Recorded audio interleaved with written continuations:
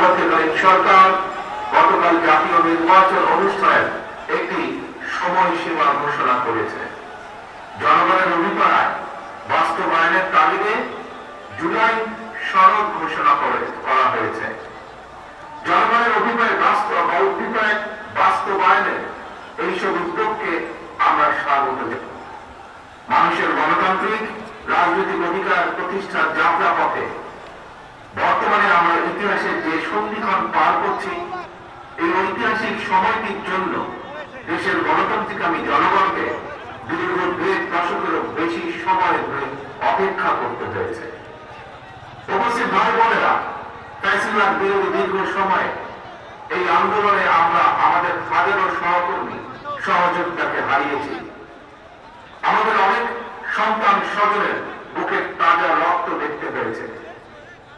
বঞ্চিত হয়েছেন বাবা মায়ের জানাজা থেকে অনেকে। সন্তানকে ধরে নিয়ে যাওয়া হয়েছে, স্ত্রীর সামনে থেকে স্বামীকে ধরে নিয়ে যাওয়া হয়েছে, সন্তানের সামনে থেকে পিতাকে ধরে নিয়ে যাওয়া হয়েছে। গুম হয়ে যাওয়া এখনো বহু সন্তান পিতার জন্য অপলক চোখে অপেক্ষা করছে। প্রিয় ভাই বোনেরা, ফ্যাসিবাদ বিরোধী আন্দোলনের সময় বিএনপি সহ বিরোধী দল এবং মতের নেতাকর্মী সমর্থকদের বিরুদ্ধে লক্ষ লক্ষ মিথ্যে এবং রাজনৈতিক উদ্দেশ্য প্রণোদিত মামলা দেওয়া হয়েছে। বিএনপির এমন নেতাও রয়েছেন যাদের বিরুদ্ধে শতাধিক 200-300 মামলা রয়েছে, এমনকি 4 শতাধিক মামলা রয়েছে।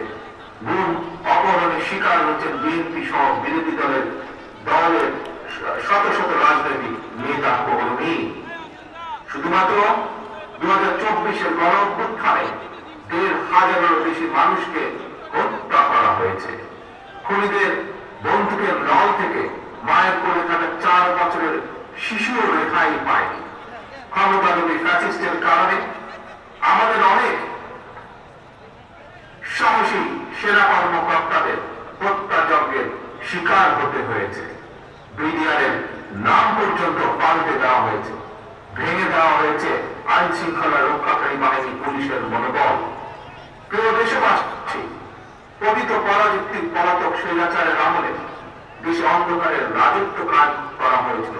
সুতরাং আমি বলবো, আজকের এই মিছিল অন্ধকার থেকে বেরিয়ে আলোর পথে যাত্রা।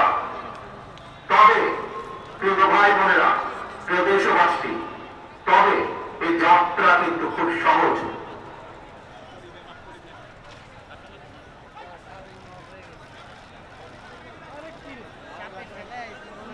এই ব্যাপারে গণতান্ত্রিকামী জনগণকে, গণতান্ত্রিকামী বাংলাদেশের প্রতিটি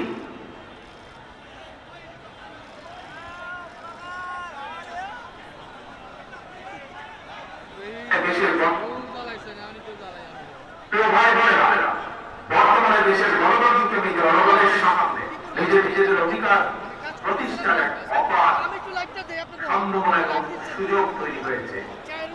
আমরা যদি এই সুযোগকে কাজে লাগিয়ে দেশের জনগণের রাজনৈতিক শক্তিকে প্রতিষ্ঠা করতে পারি, জনগণের রাজনৈতিক এবং অর্থনৈতিক ক্ষমতা নিশ্চিত করতে পারি, তাহলে ভবিষ্যতে আর কেউ ফ্যাসিবাদ প্রতিষ্ঠা করার সুযোগ পাবে না।